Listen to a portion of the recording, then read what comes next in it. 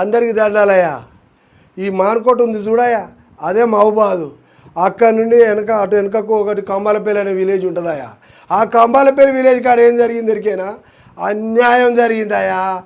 మూగజీవాలను 5 ఇటు పట్టుకొని కాలు రగ్గొట్టి వ్యాన్లో తీసుకొని పోతా అంటే ఆ విశ్వ హిందూ పరిషత్తులు ఉన్నారు చూడయా, ఆ విశ్వ హిందూ పరిషత్తులు అందరు దొరకబట్టి వాళ్ళు అడ్డగించి పోలీసులకు ఫోన్లు చేసి పిలిపించి ఆ ఆటోలను పట్టించినాక ఆ వ్యాన్లో ఉన్న మూగజీవాలను తీసుకుపోయి ఇక్కడ మానుకోటలు ఉండే గోశాలకు పంపించారట.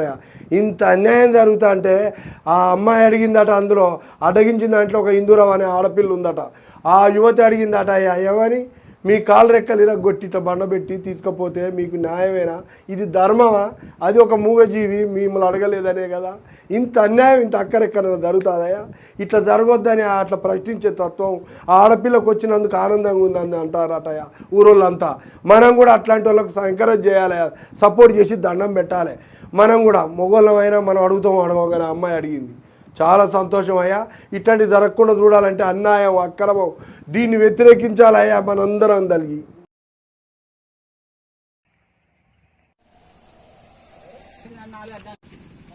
దొంగ పని 100 మంది కూర్చొని అట్లా కాలు చేతి ఎరగొట్టుకొని అప్పుడు అర్థమవుతుంది ఆ బాధ ఏందో.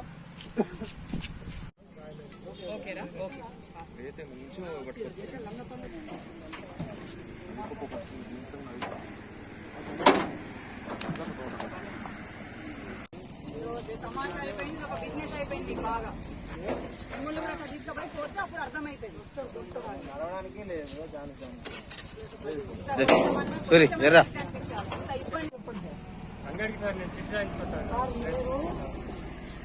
అది డెక్క ఊడిపోయి